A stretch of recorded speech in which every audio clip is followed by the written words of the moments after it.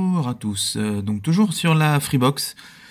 Malheureusement pour le bouton, je crois que la technique ne fonctionne plus. Alors en fait, le bouton est toujours au même endroit, mais maintenant ça reste rouge, j'arrive pas à faire grand chose, donc peut-être que la technique que je vous ai donnée n'est pas parfaite. Donc j'ai remarqué en fait en mettant une petite pression juste ici, là, ça fonctionne. En appuyant, donc mettre du poids ou autre chose, ça doit fonctionner. C'est tout. Donc toujours sur une recherche de solutions. Malheureusement, j'en ai pas.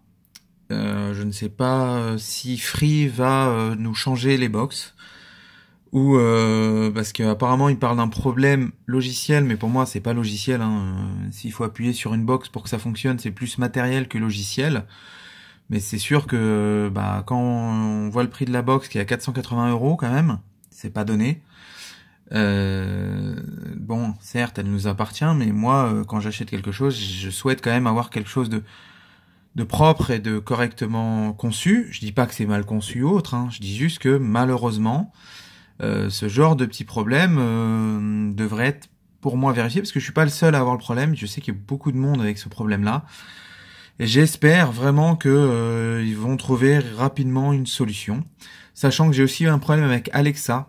Donc quand Alexa, je veux le configurer, je vais sur la box et j'essaie de me connecter. Ça me dit pas possible de me connecter à Alexa. Donc voilà. Désolé pour la première vidéo. Et sachant que je suis pas youtubeur, donc j'ai pas des talents de vidéaste non plus. J'ai pas le matériel non plus pour faire des vidéos de fou, mais j'espère pouvoir vous aider et puis vous donner des nouvelles sur ce problème et peut-être d'autres. Sachant qu'aussi la télécommande, j'ai remarqué que la tactile, lorsqu'elle bug, donc j'ai eu des bugs en fait, elle plantait, on pouvait plus toucher, on pouvait plus rien faire.